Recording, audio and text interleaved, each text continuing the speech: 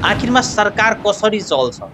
गरिब मान्छेहरू लाइन उभ्छ भने धनी मान्छेहरू त्यो लाइनलाई किन्छ। आज हामी बुझ्नेछौँ कि वास्तविकमा सरकार कसरी चल्छ, जनताले कि पैसाले। यहाँ नजिक 4 ग्रुपका मान्छेहरू हुन्छ, गरिब, धनी, कर्पोरेट जो उद्योगपतिहरू हैन, बिजनेसम्यानहरू ठुलो ठुलो, र अर्को हुन्छ पोलिटिकल पार्टीहरू।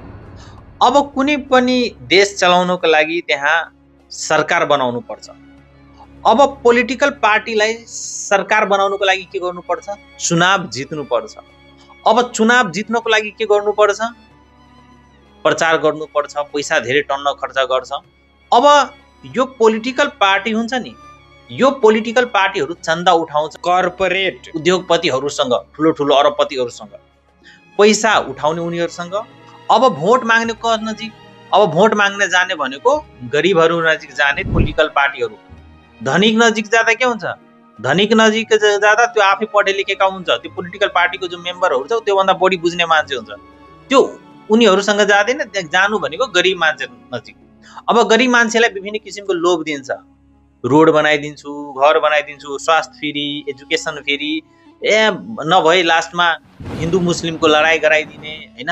जुन अहिले जति पनि त्यो भरुवाहरू छ नि हिन्दू मुस्लिम गर्ने, त्यहाँ हेर्नु त राम्ररी हेर्नु के त्यो सबै त्योमा इन्भल्भ भनेको पढे नलेखेको भुच्चर मान्छेहरू होला कि, र त्यहाँ एउटा लिडर होला जो आफ्नो स्वार्थको लागि लडाउँदै होला, गराउँदै होला।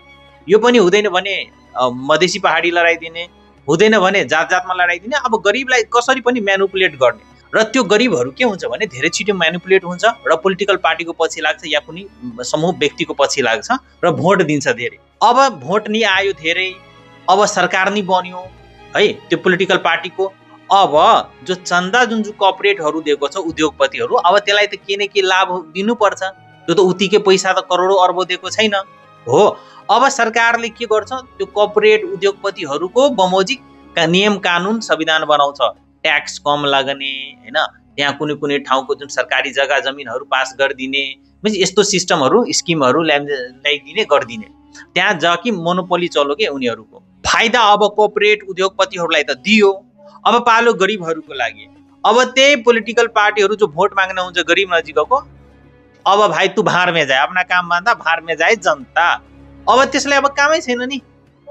गरिबलाई अब शिक्षा दिइहाल्यो भने त्यो पार्टीको झोले बोक्छ, बन्छ, बन्दैन नि। लडाइँ झगडा गर्न जान्छ, गर्दैन नि। हिन्दू मुस्लिम गर्छ, गर्दैन।